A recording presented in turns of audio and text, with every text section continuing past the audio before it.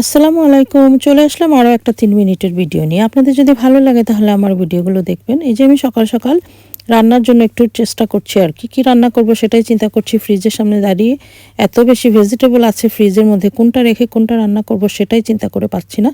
এখন দেখলাম যে কাঁচা কলাটাই তাড়াতাড়ি রান্না করতে হবে, কারণ সেটা একটু লাল হয়ে যাচ্ছে। মনে হচ্ছে পেকে যাচ্ছে আরকি। তো আমি এখান থেকে একটু মাছ বের করে নিলাম। মাছ দিয়ে রান্না করবো আর কি কাঁচা কলাটা। কাঁচা কলাটা থাকতে, থাকতে পেকেই গিয়েছে। আসলে আমরা মেয়েরা যখন তরকারি কিনে নিয়ে আসি বা ভেজিটেবল কিনে নিয়ে আসি, আমরা কিন্তু বুঝে, বুঝে কিনে নিয়ে আসি। পুরুষরা তো সেটা বুঝে না। আর এখানে আমি একটু কলার ছিলকাগুলোকে রেখে দিয়েছি। আমি এগুলো একটু ভাজি করবো আর কি। আমার কলার ছিলকা ভাজি খেতে এত ভালো লাগে। আপনারা হয়তো হাসবেন যে আপু এসব কী বলেন আপনি? আপনি এসব কী ধরনের খাবার পছন্দ করেন? আসলে আমার এইসব ধরনের খাবারগুলো বেশি ভালো লাগে। আমাদের যখন কাঁচা কলা আনা হয় তখন আমি এভাবে কাঁচা কলার ছিলকাকে এভাবে একটু কুচি করে কেটে তারপর ভাজি করি আর কি। একটু লবণ দিয়ে মাখিয়ে রেখে দিয়েছি, তাহলে কষগুলো চলে যাবে।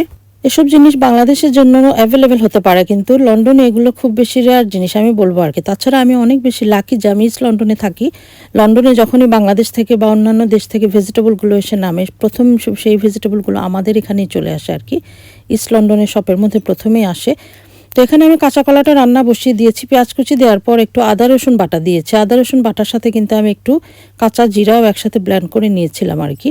সেই জিরাটাও আমি দিয়ে দিলাম। আর এখন মশলাটাকে একটু কষিয়ে কাঁচা কলাটা আমি দিয়ে দিচ্ছি। কাঁচা কলাটা কিন্তু বেশিক্ষণ লাগে না রান্না করতে, একদমই অল্প সময় লাগে। এই যে রান্না করতে করতে আমার কুকারের মধ্যে পড়ে গিয়েছে। আমার কুকারটা ক্লিন করার পর আমার মনে হয় রান্নাটা যদি না করলে হতো, রান্না করলেই তো কুকারটা আবার ভরে যাবে। আসলে আমি কি করি, যখনই সাথে সাথে এভাবে একটু তেল পড়ে বা একটু মশলা পড়ে, সাথে সাথে আমি একটা টিস্যু দিয়ে মুছে ফেলি আর কি। আর অন্য একটা ফ্রাই প্যানের মধ্যে আমি একটু মাছ ভাজি করে নিচ্ছি। সেই মাছটা আমি কলার মধ্যে দিব সেজন্য। কলাটা কিন্তু অনেক তাড়াতাড়ি সিদ্ধ হয়ে গিয়েছে, একদমই 5 মিনিট লেগেছে আর কি। যে আমার কলাটা একদম সিদ্ধ হয়ে গিয়েছে। আর এখন আমি ভেজে রাখা মাছগুলো দিয়ে দিব। আমি সবসময় মাছ ভাজি করে কি করি, আমি যখন মাছ দিয়ে তরকারি রান্না করি তখন তেলটা একটু বাড়িয়ে দিই। সেই তেলটা আমি তরকারির মধ্যে অ্যাড করে দেই আর কি। তাহলে কি হয়, সেই তরকারিটা খেতে খুবই ভালো লাগে। এখন আমি ফ্রাই প্যানের মধ্যে যে একটু মাছ ভাজি করেছিলাম আলাদা করে, সেই মাছগুলো উপরে দিয়ে দিই। আর আমি যে ফ্রাই প্যানের মধ্যে মাছটা ভাজি করেছিলাম সেই ফ্রাই প্যানটা একটু ধুয়ে দিয়ে দিলাম, কারণ এটার মধ্যে তেল লেগে আছে। আমি পুরো তেলটাই তরকারির মধ্যে দিয়ে দিলাম। আর এখন আমি 2টা কাঁচামরিচ দিয়ে দিলাম। ফেসবুক আছে বলে আপনাদের সাথে আমার কথাগুলো শেয়ার করতে পারি। আপনারা হয়তো বলবেন আপু তুমি এত বেশি বকবক করো, আসলে কথা না বললে কি ভালো লাগে? কথা না বললে ভালো লাগে না। তাছাড়া ফেসবুক আছে, সেই জন্য অনেক ধরনের মনের কথাগুলো আপনাদের সাথে শেয়ার করতে পারি আর কি। তো এখন আমি একটু ধনেপাতা উপরে দিয়ে দিলাম। আপনারা কিন্তু এখন এক্সট্রা টালা জিরে গুঁড়ো দিয়ে দিতে পারেন।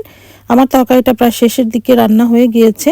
আমি জানি না, আমার সিম্পল রান্নাগুলো আপনাদের সাথে শেয়ার করি। এই যে দেখুন কেমন হয়েছে আমার তরকারিটা, খুবই সুস্বাদু হয়েছে মনে হচ্ছে।